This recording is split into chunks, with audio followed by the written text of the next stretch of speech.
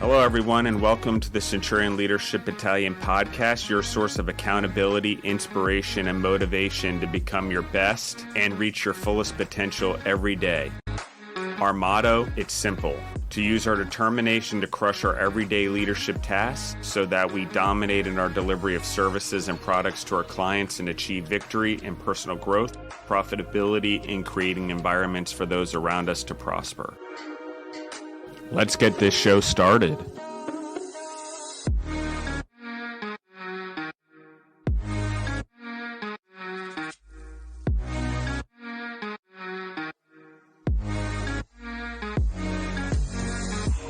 Welcome back to the Centurion Leadership Battalion podcast. This is your host, Alaina, your other host, Justin, and we're back for another Q&A episode with you today.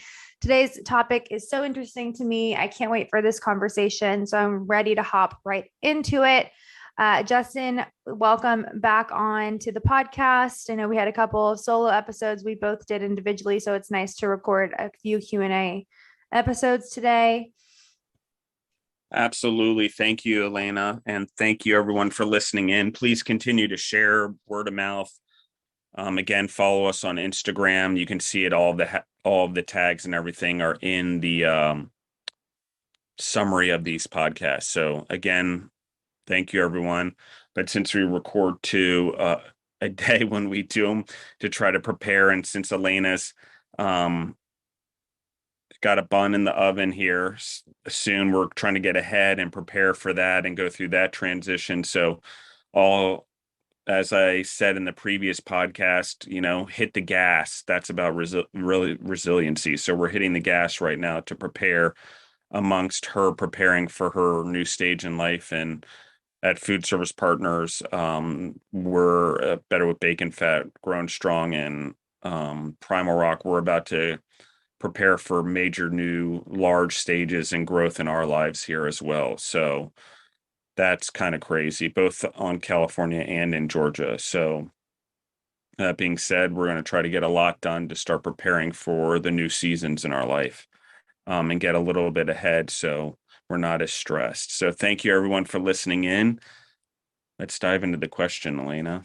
Perfect. Our question for today is, what's the most dangerous behavior or trait that you've seen derail leaders' careers? Awesome. All right. I think I have about 5 points I'm going to make on this one. I love this question again, because I don't think we talk about negative habits or negative things. So the first one is they choose the wrong spouse. Hands down, choose the wrong spouse. And I'll get into details on it. We choose the wrong partners in life. And a lot of people do it, and we rush into things, or we base things off our attractions, or which sometimes have to do with negative family patterns. And because we get what I would call trapped in these relationships, we don't grow. And in the ones that don't grow, if you're not growing, there's no stagnant in life. You're either growing or you're not growing. And not growing is depreciating. And in those relationships where you're not growing, and I'm not talking about abusive, I'm not talking about maybe anything's wrong, I'm talking about the relationships where we just settle. The abusive ones, the verbal abuse, the negative patterns, those are obvious. I'm talking about the ones where we settle, and over a lifetime, people go from like really ambitious, great people to almost like their dreams and ambitions have been castrated from them, or whatever, for lack of a better term. Probably not a great term for this podcast, but I couldn't think of a better one. So our relationships and our ability to be uplifted every morning when we wake up, or every night when we go to bed, is that. And I know we're talking about traits, but interestingly, when we live in a relationship where that trait exists, we start choosing our friendships and our lifestyles around those same traits. And if that's the trait we live by and as our habit, we are thus not ever going to live up to our potential, and thus probably never really achieve our outlandish or big dreams. And for a lot of leaders that are leaders or could be leaders in this world that start off with a lot of potential in their life or graduating with big dreams and things like that, they just never get there. And it's sad to say it, but if, especially when we have kids and we go into our world, that if we don't treat our whole life as a partnership and as the upward mobility of each other and the balance of making money and managing money, we don't have any real thing to hold on to. Like love is needs to be there. You need to love and generate love and always be growing love in different ways because you're uplifting each other and you're taking on new things and new experiences and new adventures and seeing the world and exposure. But if you don't have that relationship, if you have someone who doesn't ever want to leave the home, it's going to make it hard for you to be a long-term leader. So that's number one. Number two is the mismanagement of whether it's professionally or personally. Leaders who do it over the long run do not succeed or have success. And their organizations tend to create habits of the people that work there that mismanage money. And leaders who do that often in the short term, especially with crazes like Bitcoin and NFTs and stuff like that, they generate a lot of money really quickly and make really smart moves, or they do stock and they get really awesome. But being long term, how do you manage the money that you made in order to go get more money or make more money or be entrepreneurial and get it once the trends are done? So I think a lot of people mismanage money. I mean, I just read a thing where Mike Tyson made $700 million over his lifetime. 700 million. His net worth is 3 million. You guys can do the math on how pathetic that is when you mismanage your money. He should be a billionaire if he managed it properly. He should have made enough and been able to manage it well enough to have it worth more. That should be the goal, not to spend it all and have less. So three is, I see this and I've seen it at Food Service Partners and Colorquip when we had Colorquip as a subsidiary, and some of our other subsidiaries, AFT and Table Technologies and Zephyr Hardware, is over the long run, the leader stopped being a leader because it was so lonely of that particular organization or that department over loyalty and being with the company for a long term.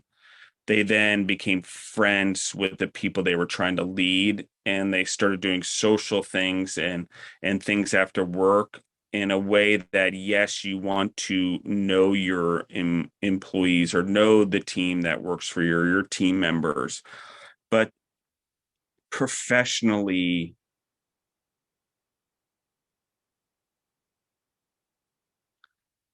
the bond is built in hardship, not in the bars, in the dinners, or in the boat trips, or the stuff like that. And so I see long-term leaders lose all of their leadership skills and all of their credibility and never be able to get out of their situation because all of a sudden they don't know now how to lead without friendship-based leadership because it's so comfortable for them to have friendship in leader versus being alone in a leader, which hence you're leading, you're probably alone there. You have followers, but you're generally alone. It's not 100% true. That's why I go back to number one, which is the spouse. And, I think that those are the major ones. The fourth one is definitely counting your chickens before they've hatched. And so that is, I see it time and time again. I see a company get a big contract. I see someone get a new job or a promise of a bonus or promise of something, and they start spending the money before they have it, or they start growing the business before they've actually started generating the revenue, or they've started hiring too quickly. When is a good time to hire? Always. But all of a sudden people get promise of things and they get overexcited. That's the leadership skills, or they say it publicly, or they promise people something publicly because they think they can do something. Unless you're 100% sure, I would not guarantee something. I see that commonality where people promise things to make themselves feel better because they don't want the pressure of their followers. That erodes away at leadership. That trait, that wanting to please people during tough times, or not wanting to deliver people uncomfortable situation or uncomfortable information or communication. That's number 4. Number 5 is for sure not growing personally, mentally and physically, not staying in shape, not being physically attractive, not being mentally attractive, not growing that trait. I've seen that over 24 years, or since being an entrepreneur, from, like I said before, from mowing lawns when I was a kid and making money, all the way to fruit stands and organic farms and businesses online that I also did at the very beginning while working with food service partners and internships. What I do know in graduate school is that I've seen so many leaders who came in and they were ambitious and they worked out and they ate well, and then they started getting into leadership and they let the stress happen, and they never live up to their dreams, and they never live up to who they want to be, and they never achieve the things that they want in their life. And a lot of times, all 5 of these things that I'm talking about are present for most people. And that's why I chose them. But it's also why I focus on healthy food. And it's not only about, feeling good about being a leader and eating well and exercise, and about taking care of the planet and the environment and regeneration. It's because it's so essential in leadership for us as humans to feel good about ourselves. And when we don't, and we have self-loathing because we don't feel attractive, or we don't give enough to our spouse, which we should, or we're watching too much TV when not doing exercise, or giving time to go on a walk with our spouse or our family, or have more stimulating conversations because we read more, or have better sex in our lives because we're more attracted to one another. Like, that deteriorates a leader. And when a leader is no longer confident because of those things, done. The trait killed the thing. So if there's not the trait of this wanting to mentally and physically constantly improve yourself, or be better, or be attractive, as your duty to your spouse and the world around you, to be a higher model citizen, I just, long term, being around a lot of long-term care homes and hearing a lot of people talk because of food, and us doing a lot of catering and long-term care homes all over the country over the last 24 years, I hear a lot of regrets. And a lot of regrets have a lot to do with number 5 and number 2 and number 1 and number 3 and number 4. So, I mean, if you're not going to take care of yourself, and it may sound weird low because everyone's like, oh, be happy for who you are and embrace who you are. I get it. And I 100% agree. But I got to tell you that long-term happiness, long-term health, long-term confidence is going to be in the routine of being mentally and physically attractive, no matter how old you are. Like, the human body and humans and whatever, its beauty, no matter how we age. If you really think about it, you enlighten yourself, we're beautiful, especially as we age. And as couples and married couples and with our spouses, we should embrace that and explore that, and have, like, be that. You will be better leaders, you'll be better models to your children, you'll be better models to society. But when we start giving up that, and we start hiding away because we're scared and we're not comfortable with ourselves anymore, we're not comfortable with being quote unquote naked or whatever, it's we can do better, and we can try to get more comfortable, and we can work it out with our spells and find beauty in each other. But also, the confidence in working out is not because I look better. It happens naturally, but really what happens in the attraction is I feel better because I'm actually accomplishing something daily. And that inside starts feeling better way before the outside looks better. And so number 5 is a really important one that I don't think people realize. The outside will always take longer than the inside to start feeling better when you start mentally and physically becoming more attractive, because you're going to radiate that energy from inside, and it takes a while for the outside to catch up. It's just the way it is. But don't give up. Some saying, if you're not managing your money well, start right now.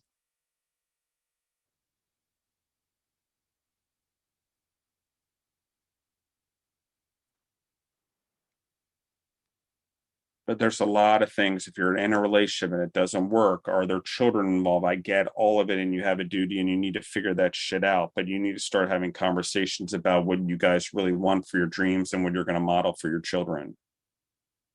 And you need to listen to this podcast or something, or a podcast like it, or go to betterhelp.com and talk to a therapist together cheaply to figure it out, because you don't want to rob your children or another legacy of something because you can't get over negative traits in your leadership styles. And I'm talking everyone is a leader in some way, shape, or form, especially if you're a parent or you work in a business and you have a leadership role. A leader is probably the most common title we have in the world. It's why it has such a negative aspect to it also. It's why a majority of the world see it negatively, like we've talked about before. But it's because of these things, and even great leaders or good leaders forget these things. They allow these negative traits to creep in, and they don't even get to the point of the 18 pillars of leadership that we're going to discuss, the E's, education, exposure, experience, exercise, just to name a few of them. What do you think, Alaina, about all of that? I think, summing it up into 5, can you just run through the 5 one more time for those who are listening, and listen to those in order and may have forgotten the ones from the beginning, just in case? I'm going to go backwards. The 5th one is growing mentally and physically, so you're more attractive. Like, over the long run, the more knowledge you have, the more experience you have, the more exercise you do, the more diverse that is, such as CrossFit or variation, the more interesting you become. All of a sudden you go surf somewhere, all of a sudden you go climb a mountain somewhere and train. Like, you're just a more attractive person because you're more interesting. Okay. Then we have, and I'm going to go out of order, guys. I apologize. Or sorry, I'm not going to go out of order. The number 4 is counting your chickens before they've hatched. That's, that's where we're spending the money, or we think we've got something, or we start bragging about something, or we promise something before we actually know it to be true. The 3rd one is our leadership style turns into a friendship-based leadership style over the long run.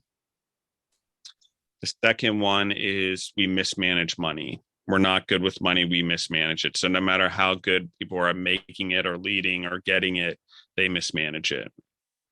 And then the 1st one is they choose the wrong partner or spouse as a life. And so those are the 5. And I'll do it one more time.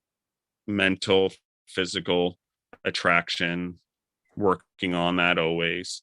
Counting your chickens before they've hatched. Turning your leadership style into friendship-based leadership. Mismanaging money. And then choosing the wrong life partner. Yeah, I think those really cover, every area of life for individuals and leaders as a whole. And I think, I love that you hopped in first with choosing the wrong life partner or spouse, whatever it may be.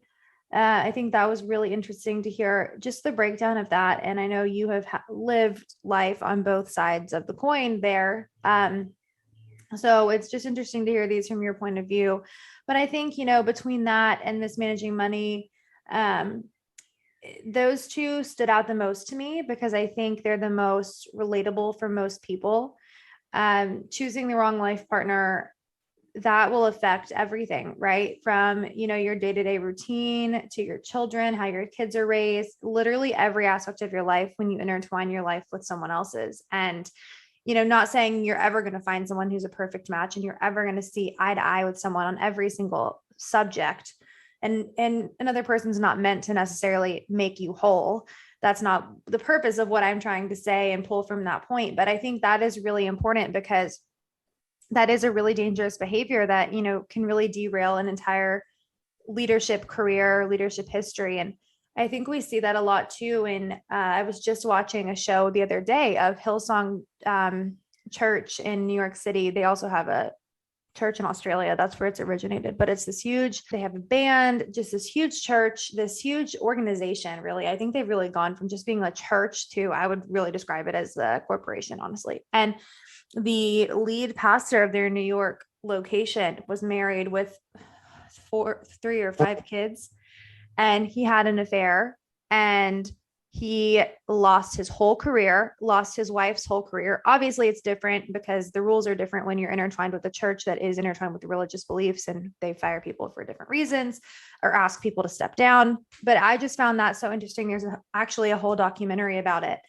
And just how one decision of, how you are in your marriage or in your partnerships can affect your leadership career, your business career, your future opportunities.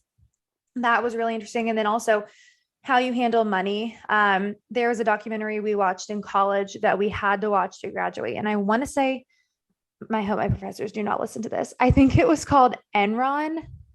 I believe. I could be blanking on that because when you're pregnant, you forget things. But I think it was called Enron. Yeah. And it was just this whole story and this breakdown of this company. And the whole story was so interesting. Anyway, I think his name was something Madoff. I would fail a test if I took a test on this right now. But we had to watch it a couple of times. And it was so interesting to see, how mishandling money and just not having good ethical handling of money can affect your whole career. So those two stood out the most to me because I feel like those really cover the vast majority of people. But the other ones too, becoming a more of a friend than a leader, or trying to have that kind of thin line between having to balance that. That's really interesting too. But those are the two that stood out the most to me. I mean, on a first to determine your whole legacy. So that's the, why I chose those two. But the other three, I think, are just, they're just as deadly. I don't know why, but I can tell you from experience or from being with business partners or people that just weren't resilient enough to even make it the 3 to 5 year trek as partners or support staff or entrepreneurs or managers in an organization like ours, not because we're hard, but just because they made wrong decisions or they started doing things in these ways. And once you make the turn, if you don't fix it, or if you're already there, you don't start to fix it, you'll just start doing it and doing it and doing it. And, they get stuck in these patterns, and there's no upward mobility, and they go from maybe company to company, but the job's always the same, yet they're not growing and they can't figure out why. And I feel bad for them. It's a prison sentence because a lot of these individuals want more, or trying to get more, feel that life has been unfair to them, or that something's wrong with them, or someone's luckier than them. And the reality is it's just one of these four. And if it is a life partner and you've chosen the wrong one, or you think you have, there's other ways to go about it. I'm not talking about like just cutting it off at the end of the day. There's other ways, just both partners have to be willing, so, and both partners have to be willing to grow.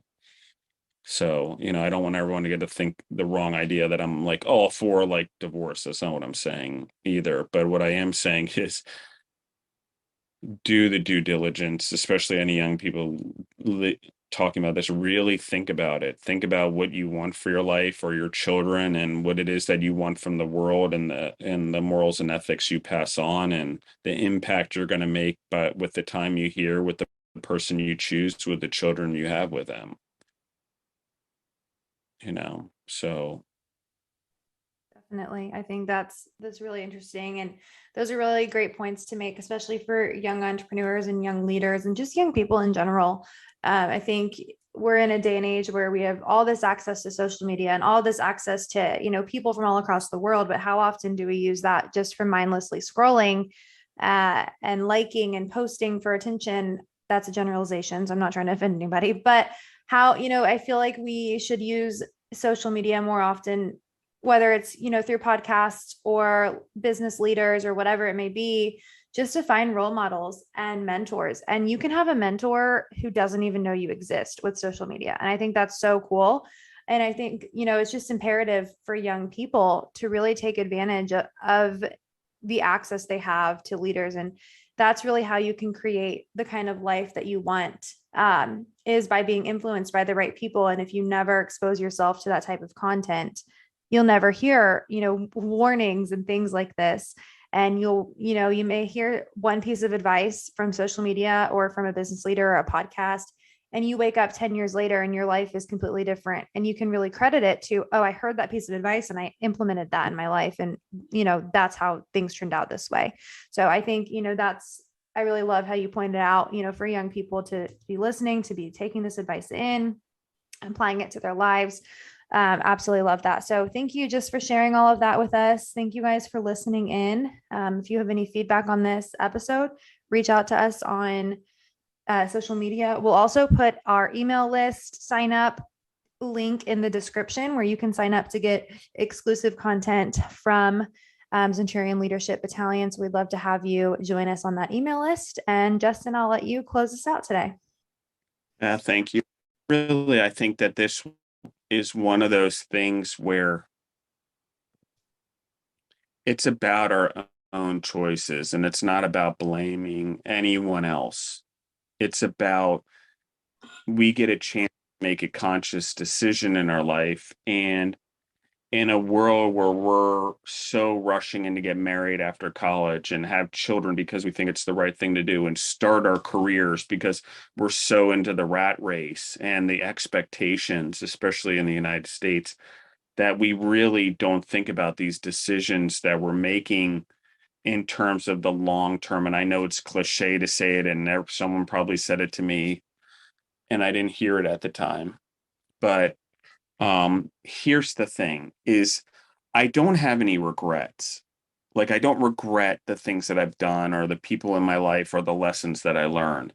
It's just that I probably could have learned them faster or gone through the heartache faster if I wouldn't have held on to the things the way that I did. And I don't ever give up, but there's a difference between giving up and admitting a mistake or a failure and pivoting to grow from it. And that's still never giving up either. So, I really just, as we talk about this, and people might, really take these things to heart, or we may get emotional responses because of the first one, and the life partner thing. Like, you have a choice now to do something different and take whatever energy you're feeling or whatever to try to build your relationship. Or, if you have children, how can you lead by example to maybe do things differently? I'm not, again, it's, when I say it, I'm using an extreme because you can choose differently, but maybe you didn't choose wisely to begin with, but you can start choosing differently now. And if both of you aren't willing to grow and there's not long-term growth, that's for you to decide. And especially if there's growth and the two of you are growing in not the right ways, or you don't agree in the way growth should be done for your children, or which path to take, which it seems hard to believe, but it's true. Believe me.